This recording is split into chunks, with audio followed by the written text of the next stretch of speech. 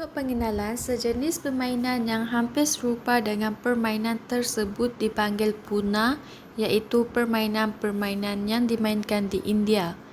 Permainan asli India ini dimainkan dengan sebatang bat kecil dan pelancar berbulu telah menarik perhatian tentera British di Puna.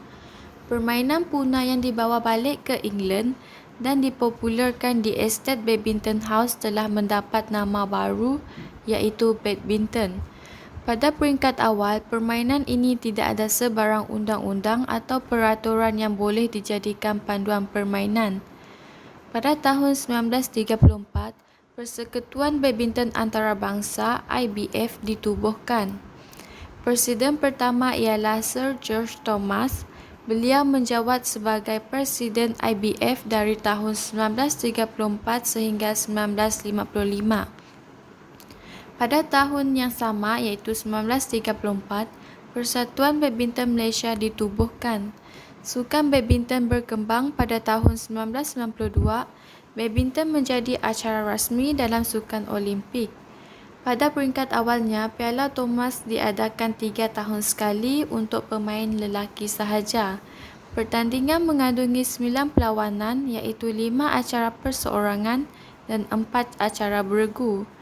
Pada tahun 1984, format pertandingan diubah kepada 5 perlawanan iaitu 3 acara perseorangan dan 2 acara beregu. Pertandingan Piala Uber dianjurkan oleh Persatuan Badminton Antarabangsa khas untuk wanita sahaja. Assalamualaikum dan salam sejahtera. Hari ini saya akan menerangkan tentang kedudukan atau posisi permainan badminton, perseorangan dan beregu semasa berada di gelanggang badminton. Kedudukan atau posisi pemain bagi permainan badminton beregu. Dalam permainan badminton beregu, servis pertama memerlukan bulu tangkis melepasi garisan short service line, iaitu garisan yang telah di-highlightkan dengan kotak berwarna koko.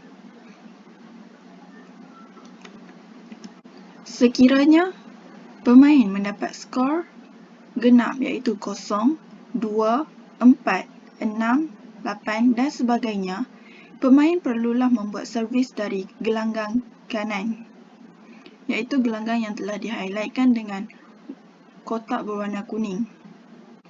Pemain yang akan memulakan hantaran atau servis perlulah membuat hantaran kepada pihak lawan yang berada di sisi bertentangan dengannya.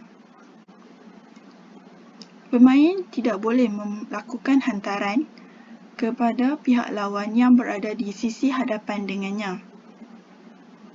Jika ia melakukan sedemikian, mata tidak akan dikira. Pemain akan memulakan hantaran dari gelanggang kiri jika mata atau skor yang dimiliki adalah ganjil, iaitu 1, 3, 5 dan lain-lain. Oleh itu, pemain akan memulakan ataupun membuat hantaran dari gelanggang kiri bagi kedua-dua sisi. Pemain yang berada di gelanggang kiri juga perlu memulakan hantaran ataupun membuat hantaran kepada pihak lawan yang berada di sisi bertentangan dengannya. Pemain yang akan memulakan hantaran di gelanggang kiri juga tidak boleh melakukan hantaran kepada pihak lawan yang berhadapan dengannya. Kedudukan atau posisi pemain bagi permainan badminton perseorangan. Permainan badminton perseorangan juga akan bermula di kotak ataupun gelanggang kanan jika mata yang diperolehi oleh pemain genap.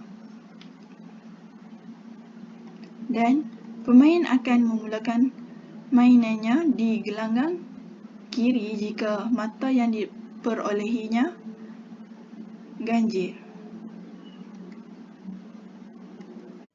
Assalamualaikum warahmatullahi wabarakatuh. Hari ini saya akan mengajar tentang satu permainan, iaitu permainan badminton. Dalam permainan badminton, terdapat beberapa perkara yang disentuh. Antaranya ialah cara memegang raket, cara memegang bulu tangkis dan cara servis. Cara memegang raket forehand. Cara memegang raket forehand adalah seperti berjabat tangan. Jangan pegang terlalu erat pada bahagian pemegangnya. Gunakan jari untuk memegang bahagian yang rata pada sisi pemegang raket selari dengan bentuk V antara ibu jari dengan jari telunjuk. Jari yang tidak memegang raket akan memberikan kekuatan pada pergelangan tangan bagi mendapatkan aksi pukulan yang baik serta kekuatan yang diperlukan. Manakala cara memegang raket backhand adalah berbeza dengan cara memegang raket forehand.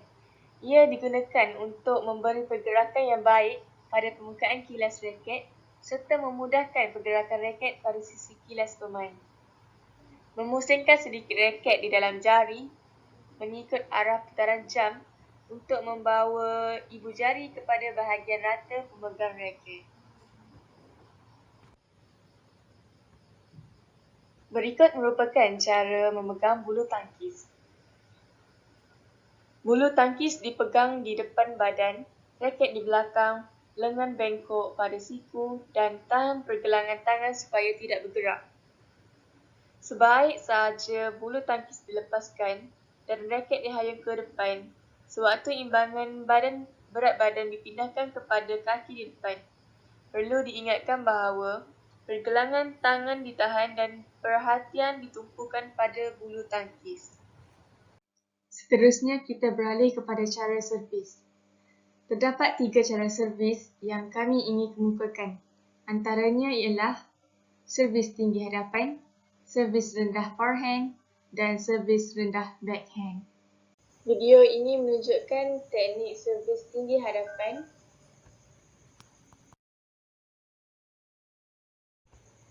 Manakala servis yang dilakukan ini adalah servis rendah forehand.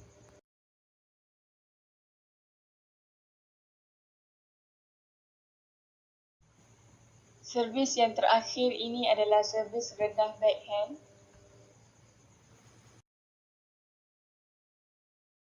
Penghujung aktiviti kita iaitu mini game bulu tangkis masuk ke dalam bakul.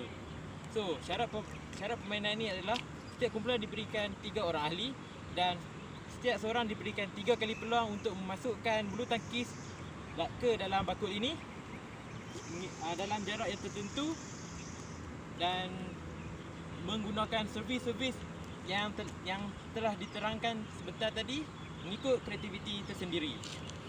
So, kita tengok pada contoh.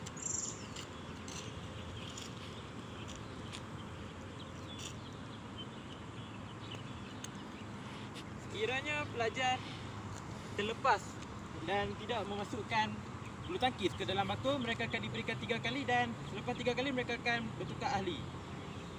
So,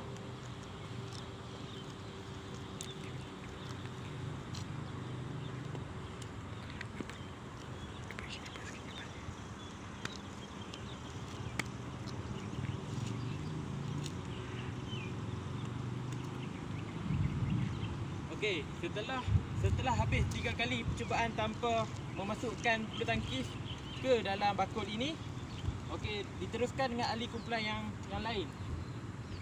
Kumpulan yang memasukkan bulu tangkis terbanyak akan digelar sebagai pemenang dalam aktiviti ini.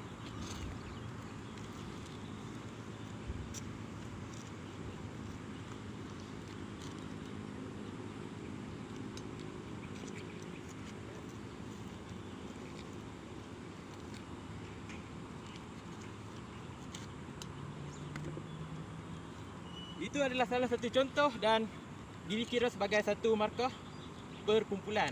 So, siapa yang mendapat bulu tangkis yang terbanyak akan digelar juara dan mendapat hadiah pada hari berikutnya. So, sekian saja kita pada hari ini. Dengan berakhirnya mini game ini, maka selesailah pertandingan pada hari ini. Sekian, terima kasih.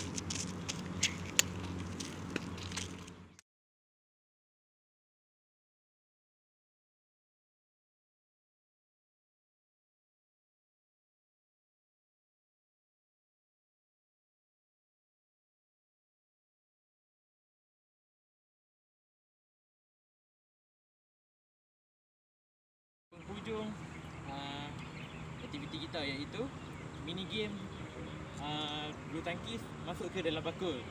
So, syarat permainan ini adalah setiap kumpulan diberikan 3 orang ahli dan setiap seorang diberikan 3 kali peluang untuk memasukkan bulu tangkis ke dalam bakul ini dalam jarak yang tertentu dan menggunakan servis-servis yang telah diterangkan sebentar tadi mengikut kreativiti tersendiri.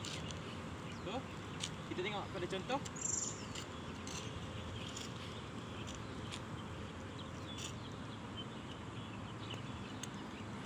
Sekiranya pelajar terlepas dan tidak memasukkan bulu tangkis ke dalam bakul, mereka akan diberikan 3 kali dan selepas 3 kali mereka akan bertukar ahli.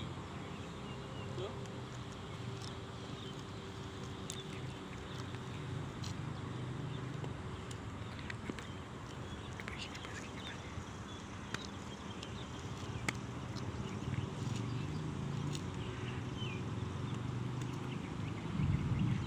okey, setelah habis 3 kali percubaan tanpa memasukkan bulu tangkis ke dalam bakul ini, okey, diteruskan dengan ahli kumpulan yang lain. Kumpulan yang memasukkan bulu tangkis terbanyak akan digelar sebagai pemenang dalam aktiviti ini.